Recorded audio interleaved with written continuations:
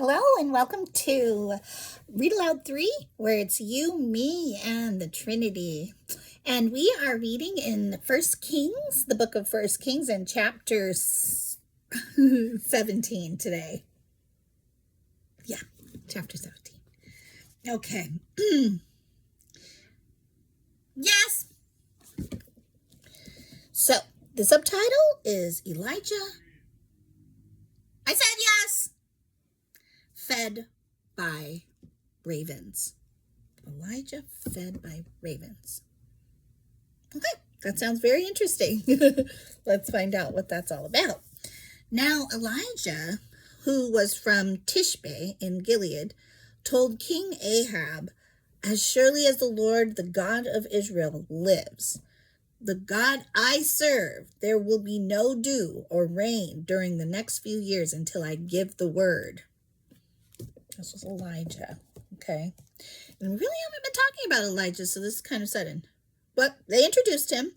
He's from Tishbe in Gilead, and he's speaking to King Ahab. Now, Ahab is who we ended the last chapter telling about how he had done worse than all the kings, sinned in God's sight, worse than all the kings before him, which was pretty incredible in a bad way. Okay. Then the Lord said to Elijah, "Go to the east and hide by Kerith Brook, near where it enters the Jordan River. Drink from the brook and eat what the ravens bring you, for I have commanded them to bring you food." Wow. So Elijah did as the Lord told him and camped beside Kerith Brook, east of the Jordan.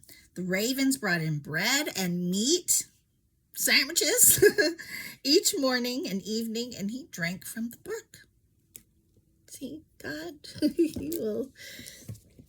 he needs to speak to some animals and tell them to do what needs to be done. Amazing. But after a while, the brook dried up for there was no rainfall anywhere in the land. And that is what he said would happen, right? And this is the next subtitle, The Widow at Zarephath. Then the Lord said to Elijah, "Go and live in the village of Zarephath, near the city of Sidon. I have instructed a widow there to feed you." Taking care of him again. So he went to Zarephath. He's always taking care of us in just various ways, right? But I think it's really cool that this scripture denotes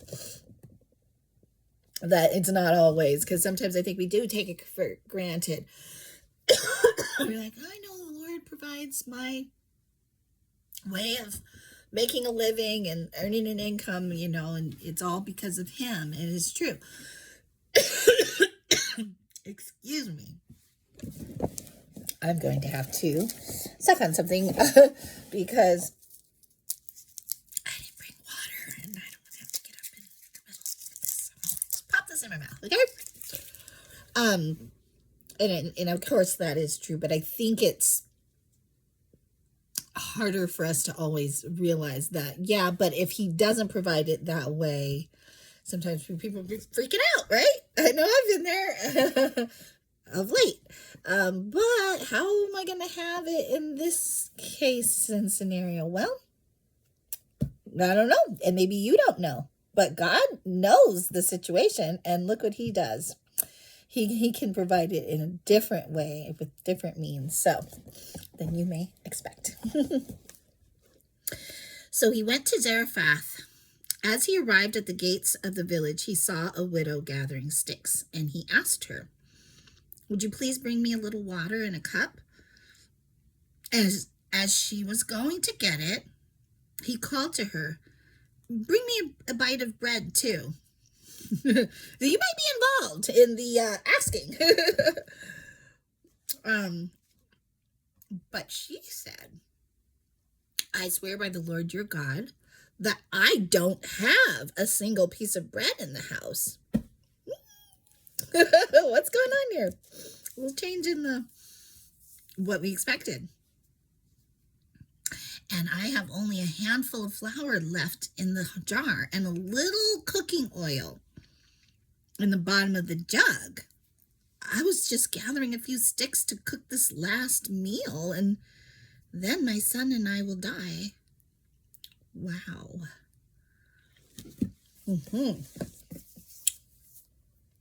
Very surprising. But Elijah said to her, don't be afraid. He's like, hey, God got me covered, so I know he's got you covered because you're the one who's supposed to be providing for me. Go ahead and do just what you've said, but make a little bread for me first. That's a big ask. I mean, she is saying, hey, I'm pretty much hopeless at this point, but still. Then use what's left to prepare a meal for yourself and your son. He's asking her to do this with her son in mind here. And that is a big ask. For this is what the Lord, the God of Israel, says. But he knows he has heard from God. There will always be flour and olive oil left in your containers until the time when the Lord sends rain and the crops grow again. Wow. So she did as Elijah said, and she and Elijah and her son continued to eat for many days. There was always enough flour and olive oil left in the containers, just as the Lord had promised Elijah. And then he spoke the word of the Lord, and she believed him. Sometime later, the woman's son became sick. He grew worse and worse and finally died. Then she said to Elijah, oh, man of God, what have you done to me? Have you come here to point out my sins and kill my son? But Elijah replied, give me your son. And he took the child's body from her arms, carried him up the stairs to the room where he was staying, and laid the body on his bed. Then Elijah cried out to the Lord, oh Lord, my God, why have you brought tragedy to this widow who has opened her home to me, causing her son to die? I bet that was really heartfelt too. Wouldn't you feel that way? Like, how could you? She has been obedient and she has done what she was asked to do. And this is what befalls her? And so in his heart and soul, I'm sure he's crying out. And he stretched himself out over the child 3 times and cried out to the Lord, oh Lord, my God, please let this child's life return to him. The Lord heard Elijah's prayer, and the life of the child returned, and he revived. Then Elijah brought him down from the upper room and gave him to his mother. Look, he said, your son is alive. I bet he was so thankful to be able to show God's power. I mean, obviously, you know, it's hard and sad when you've seen God's power, but then something happens that's like, on the heels of it, you would question, like, but then why this, you know? And it's kind of sad because you're like, I know this is growing your or someone else's faith. So you don't want anything to, you know, block that and to make them then fall into some kind of despair and doubt after they've already seen how powerful God is, you know? And sometimes we will have those seasons where we have to have faith through something that's just testing it or growing it, you know. But I can understand the pain for Elijah, for someone else who he knows was like just so blessed to see the power of God maybe for the first time, and then to have to deal with, you know, such a amazing trial. So just a couple more verses. I just had to. So then he says in verse 24, actually, then the woman told Elijah, now I know for sure. So this woman needed the second miracle, I feel, that you are a man of God, and that the Lord, and she calls him the Lord, truly speaks through you.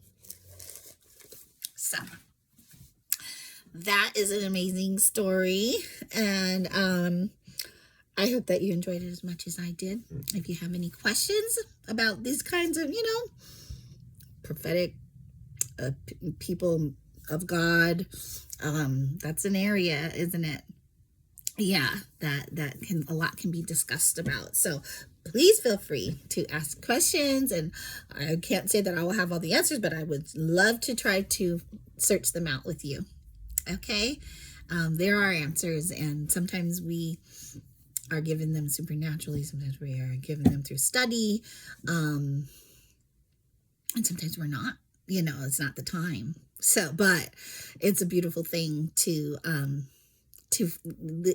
least go through the searching together and to see certain things